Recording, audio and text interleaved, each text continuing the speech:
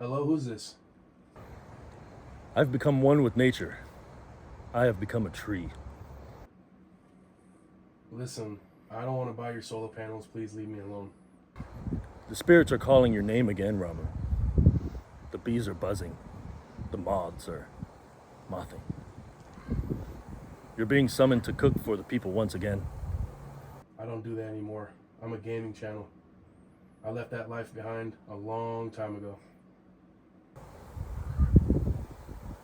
You can and keep running from your true self. Sorry, I can't read. What the fuck? My true self is a tree. What is your true?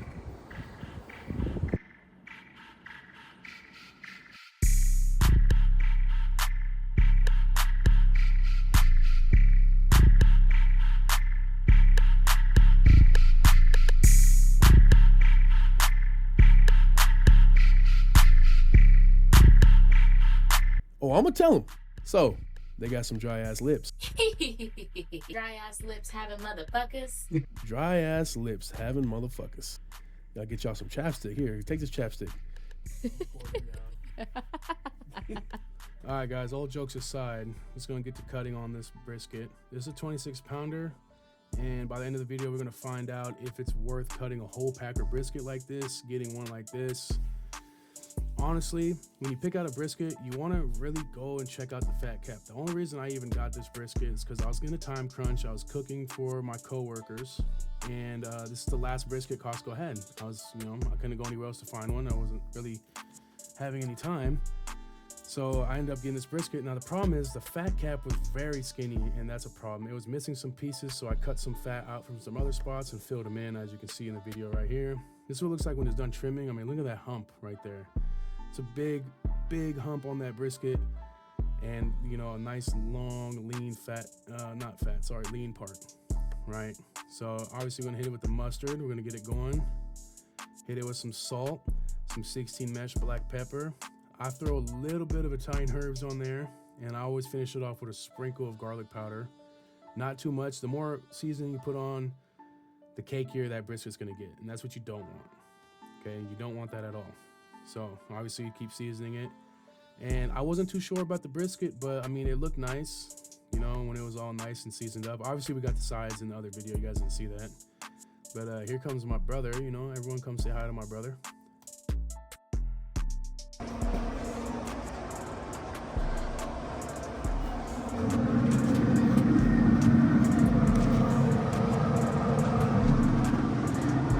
Hi. All right, so now we got the brisket on the smoker, and I don't know, I'm not feeling too good about it.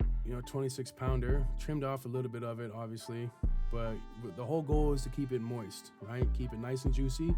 Brisket's gonna dry out with this much going on, so I throw a little foil pan in there with the water. And you want to get some beer in a spray can and mix that with some water, obviously. So we went with the Brisket double IPA, and man, that thing's good. I kind of didn't want to waste it, but it's the only beer I had on the time. I didn't spill it.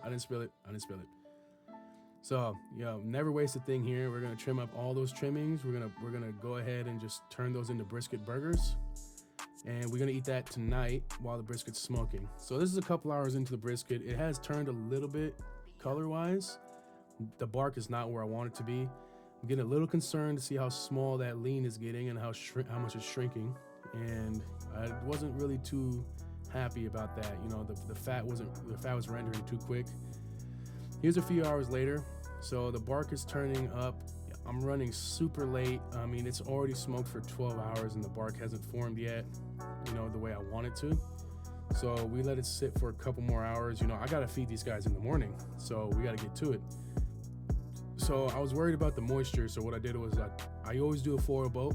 I learned this in Texas when I went to Goldie's, and they do a foil boat over there, so I like to fold this foil piece down and fold another foil piece on top of it to seal in all the juices.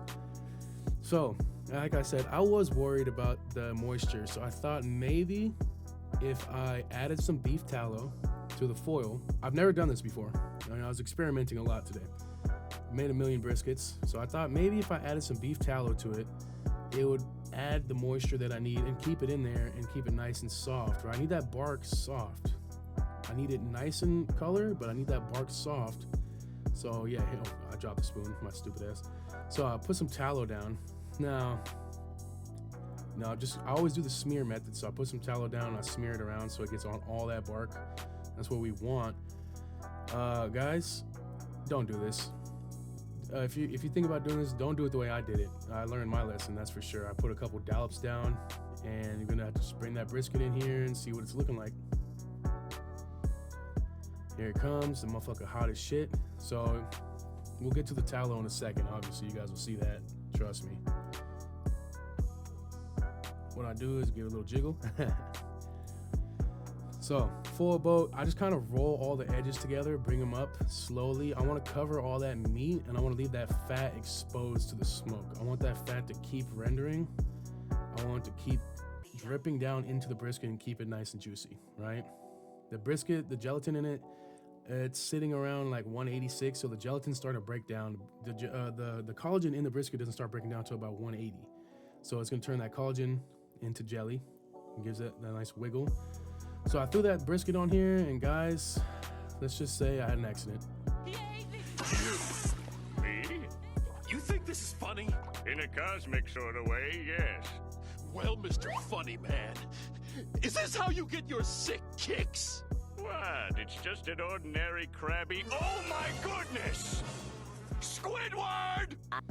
All right, guys, I got the fire under control. I kind of rushed for it. Always keep a water bottle, a spray bottle next to you, okay? You don't want to douse the meat in water. You don't want to throw water all over the meat. But if you ever have a fire in your smoker, put in a spray bottle and get that fire under control. It won't take too long. Don't panic, okay?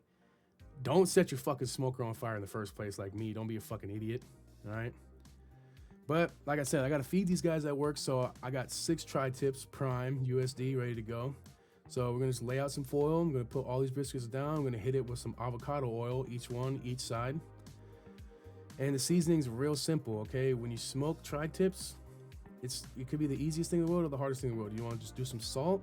You wanna do some cracked black pepper, freshly cracked black pepper, some Italian herb seasoning, right? And a heavy coat of garlic powder, okay? You don't wanna fucking douse it, but you wanna give it a nice heavy coat. And then obviously do all sides, right? Not a big deal. So moving on. Just want to get all this done and get it on the smoker. At this point, the brisket was still there, so I had to cook these things a little separately, right? So I'm cooking 3 Tri-Tips at a time and having the brisket on there just to keep smoking because I need that fucking brisket done. It's probably not going to be done in time for this cookout, but we'll see. At least there's no fire. At least there's no fire. Let's just be happy about that, yeah? Let's get the little wins. But here's a little fire for you. You want to sear this. You want to sear these Tri-Tips on each side. So I go for a really hot fire on the coals, and I do 90 seconds each side. Okay, here we go. Here's the guys. Yes, sir. Best in the business. Let me tell you about this brisket burger. You got some shit on your lip. Best fucking brisket burgers I've ever had in my life. You got some shit right. That was good. Thank you, brother. All right, so now that my boys are gone, I'm gonna go ahead and lay out this butcher's paper. And we want to wrap this brisket up. And like I said, I want to soften that bark because it's getting a little too dry. And I was really concerned about the way this brisket was going to turn out. Like, it's not for me and the boys. Okay, we can deal with a dry brisket on our own, right? It's not for me. It's for people at work. So I kind of wanted it to be better than usual. And I wish I just had a regular 15 to 20 pound brisket instead of this 26 pounder that I had no use for, other than a bunch of brisket trimmings for this brisket burgers that were hella delicious. So obviously, you want to lay out your butcher's paper. If your butcher's paper is curling up, just spray it with the beer mixture that you have. It will stay in place. Then I want to lay out some beef tallow. Obviously, I got the smear method, so I'm just going to put this down. I'm just going to smear this out just to cover that bark when I lay it down. And man, this brisket was piping motherfucking hot. 203 degrees. I brought it in. Just take a listen. It hurt like a motherfucker.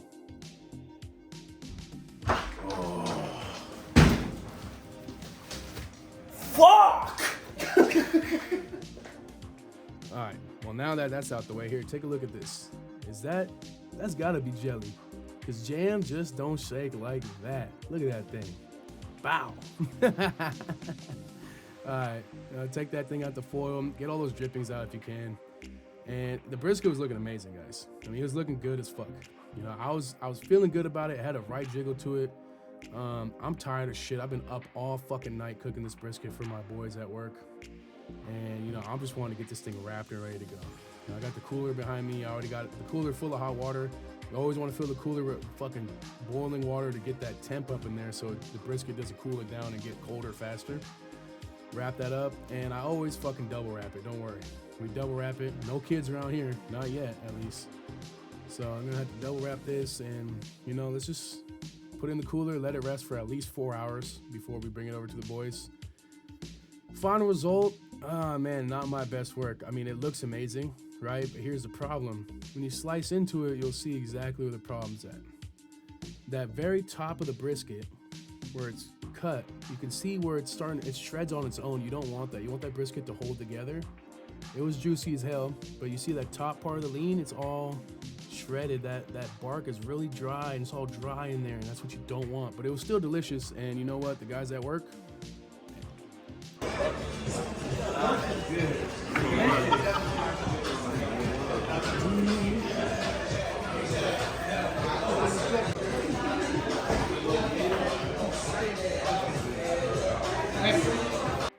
all right, guys, I really appreciate you tuning in to check out this 26-pound brisket. In conclusion, it's not really about how big the brisket is.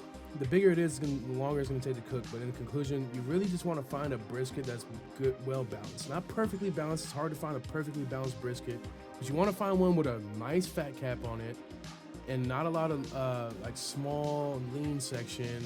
And you just want to be able to cut it and trim it the way you want so it can render right. If you're gonna get a big brisket, just know it's gonna take a while to cook. Well, thank you guys for tuning in, and I'll see you in the next video.